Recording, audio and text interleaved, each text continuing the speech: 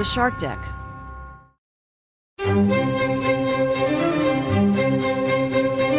Hello and welcome to Palace Intrigue. I am your host, Mark Francis. Even the media must be getting bored with Harry and Meghan as we are swinging more and more Kate's wonderful fluff pieces. People went with, Prince William loves Kate Middleton's stabilising normality for their kids. That's how she grew up. People writes, the Princess of Wales was raised outside aristocracy, and her background is changing how the next generation of royals is growing up. An insider tells people, those children look pretty happy with life. A lot of it is stabilizing normality Kate brings, and that's how she grew up. William absolutely loves it. Coming from a different background, she appreciates the importance of having family time, says a source close to the royal household. She wasn't brought up in that aristocratic setting where you see the children for a short time each day. People's flowing praise of Catherine the Greatest continues. Nowadays, Princess Kate regularly drives her kids to school and makes sure she or Prince William is home most evenings for their return. And the family is not afraid to get a little messy, whether they're cooking pizza or playing outside. The Princess of Wales said in a 2020 interview on the Happy Mum, Happy Baby podcast that she is happiest when I'm with my family outside in the countryside and we're all filthy dirty. A friend adds, royal families over the generations haven't had the chance to get those foundations right, but they have.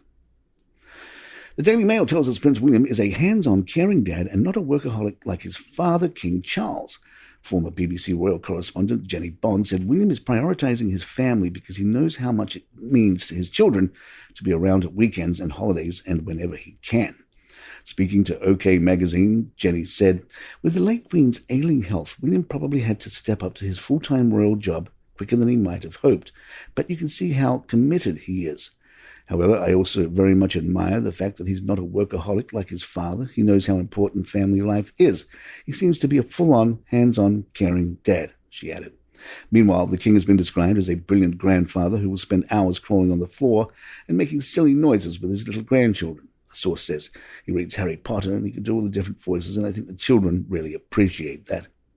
Sky News shares how William and Kate got the school holidays off to a flying start by taking their children on a family day out to the world's largest military air show. The family enjoyed the Royal International Air Tattoo on Friday for a day of jets, helicopters, and historic planes. Sadly, they encountered grey skies and downpours as they arrived at RAF Fairford in Gloucestershire for the event. However, the weather didn't appear to dampen their spirits, with William and Kate pictured smiling as they were met by Wing Commander Will Essex.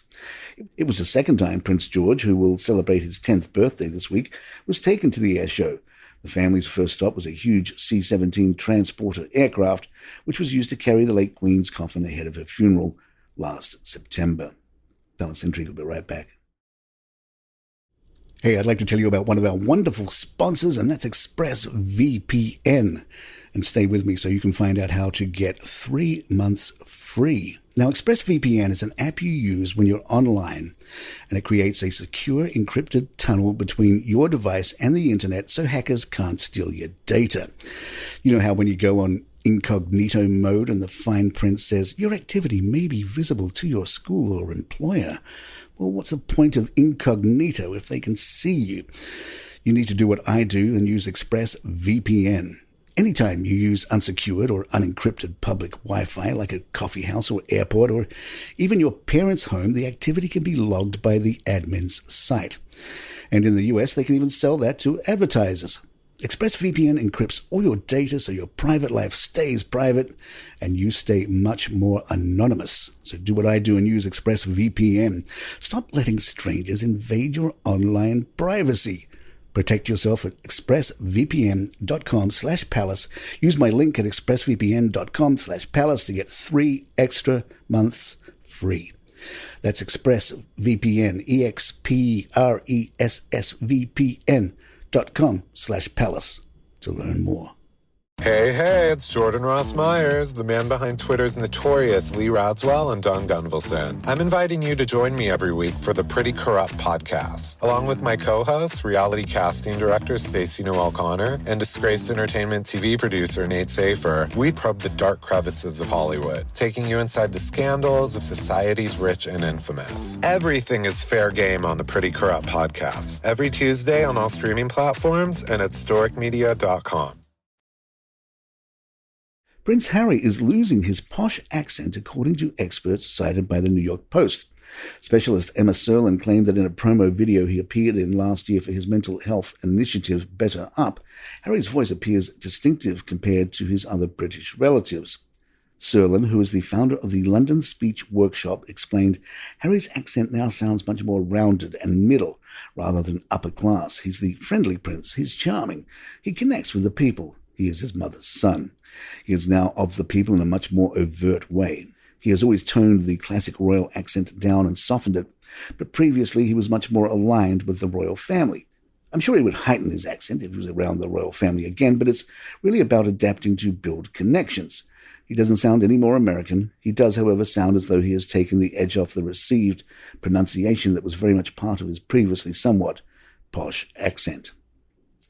The Daily Beast royalist says Sarah Ferguson is determined to rehabilitate Prince Andrew's image. The royalist had been listening to Sarah's podcast and notes 6 episodes in, she appears to be testing the possibility of using it as a forum to shift the image of her ex-husband away from sleazy sexual predator to an altogether more hapless and innocent figure.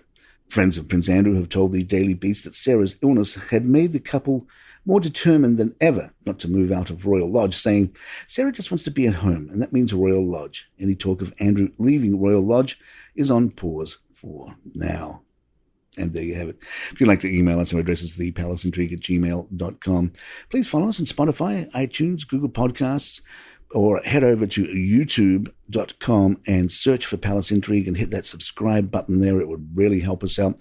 Also, we've got a new show out featuring Lionel Messi, the international soccer phenomenon, and you can find that show wherever you get your podcasts. I'm Mark Francis. My thanks to John McDermott. This is Palace Intrigue, and good times. Hi, I'm Mark Francis and host of a new podcast, The Messi Effect.